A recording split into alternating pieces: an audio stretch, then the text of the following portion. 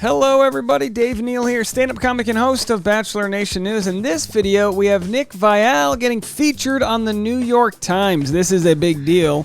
Not too often Bachelor alumni or anyone involved in Bachelor Nation gets featured in what might be one of the biggest magazines in the country, or I should say periodicals. Nick Viall gets his roses. The former Bachelor star has almost left the franchise behind as he doles out advice on his podcast and on paper. He's got a book coming out. Follow me on Instagram at DNeals. I'm also on Patreon at patreon.com/Dave Neal for private, membership-only bonus content.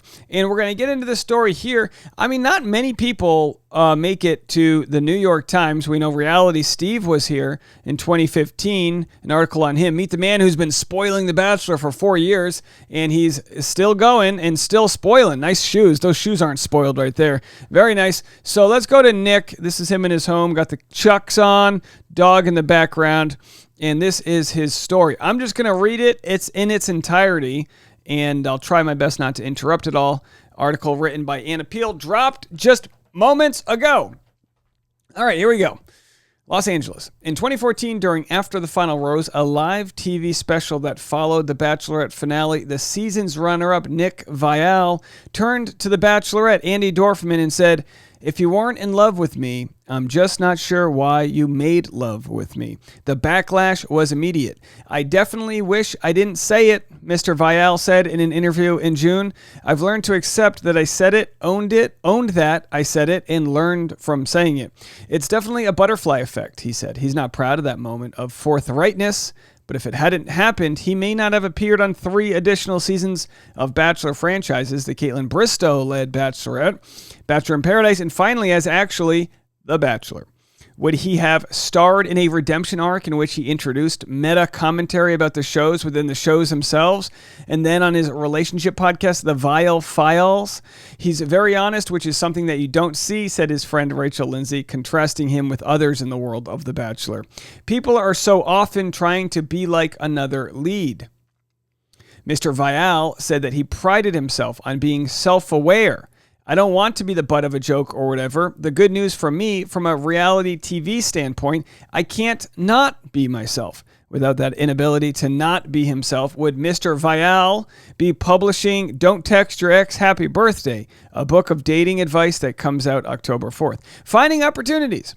When we talked in his modern home in Los Angeles, Mr. Viall, 41, expressed very few regrets aside from his confrontation with Ms. Dorfman. One is having the Viall in the title of The Viall Files rhyme with file, rather than how his surname is actually pronounced. Viall. Oh, have I been pronouncing that right? The Viall File. Oh yeah, just called the Viall File. Mr. Viall's home is filled with art, some of which he is more knowledgeable about than others. He chose many of the modern pieces himself, but when I asked about a reproduction print of a painting by Gustav Klimt, Mr. Viall said, "Pardon me." It emerged the more classic works were furnished by his girlfriend, Natalie Joy, a 24-year-old young model in surgical tech who works for a plastic surgeon who specializes in eye lifts.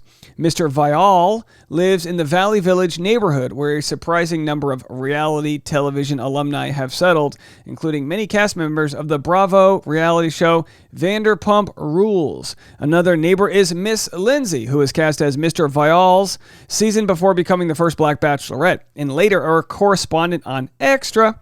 Miss Lindsay, I don't know why they say Miss Lindsay, it's Mrs. Lindsay, was one of Mr. Viall's finalists because of their relationship, he said, and because he was attempting to make sure the top 4 were a compelling cast.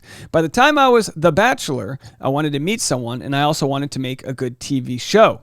Mrs. Lindsay said Mr. Viall supported her when she was criticized by fans after, among other things, an interview she did with the host Chris Harrison, in which Mr. Harrison defended a contestant's racist Instagram posts.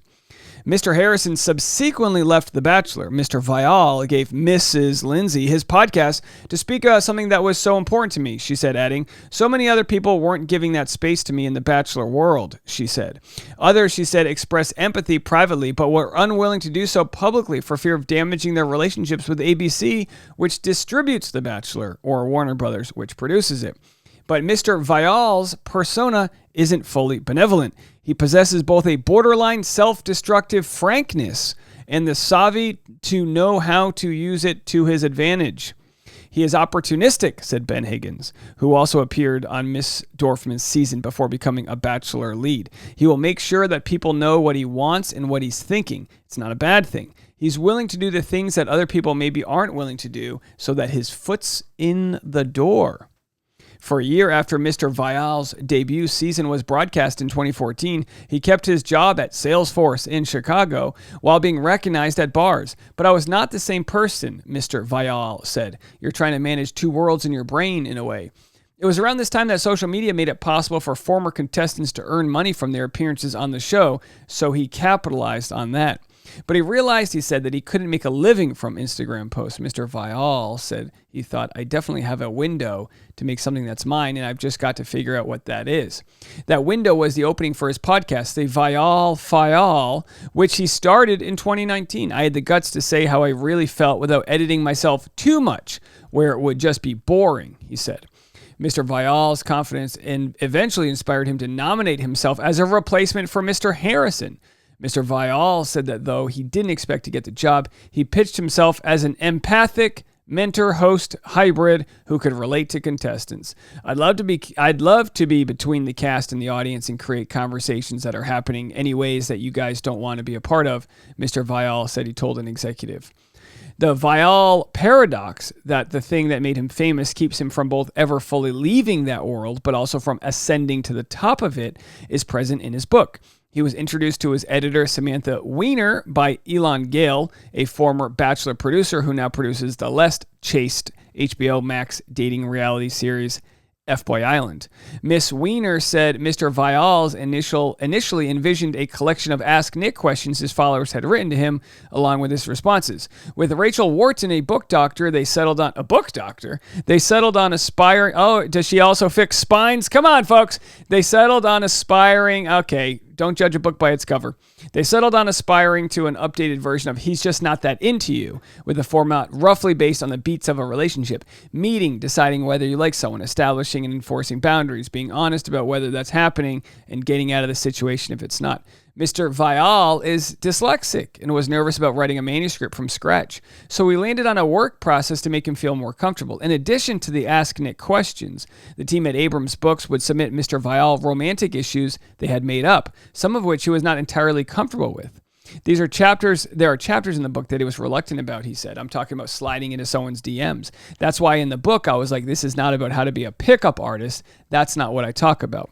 Though Mr. Viall is more comfortable relaying insights gleaned from personal experience, the best chapter in the book is an accounting of his first two relationships and his own culpability in their failures. He does get into what he calls basics.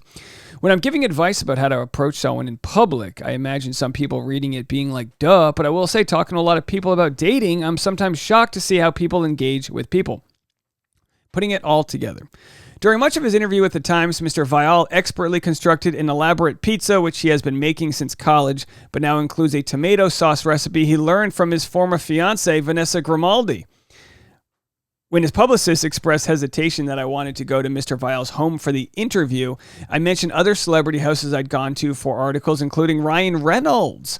Then, right before I met with Mr. Viall, Mr. Reynolds appeared on the Netflix series My Next Guest Needs No Introduction and made pizza for David Letterman. Was the choice to cook the same thing for me a coincidence? I watched that one, Mr. Viall said, knowing that he's been compared to Mr. Reynolds before.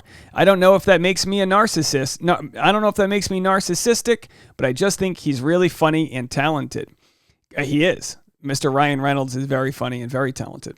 According to a screenshot of data from Cast, Mr. Viall's said podcast was downloaded 5.1 million times in March. His stated goal is to create common understanding because it seems like the genders are getting further apart. I think it's a product of technology in the world we're in, Mr. Viall said. He believes all the internet does is reinforce ideas. As the number of weekly episodes rises, he started with one a week and said he just had a meeting about increasing from 3 to 4. Mr. Viall will be forced to expand his purview beyond a show he's intimate with and the dating lives of people who call in. Recently, Mr. Viall covered the Amber Heard and Johnny Depp trial and found himself grappled with material that performed well, but on which he is not an expert. The professionals he brought on had to be toned down in post-production. We had a therapist. She said, I have no empathy for people who don't get therapy. And I'm like, I think it's just going to go ahead and edit that out.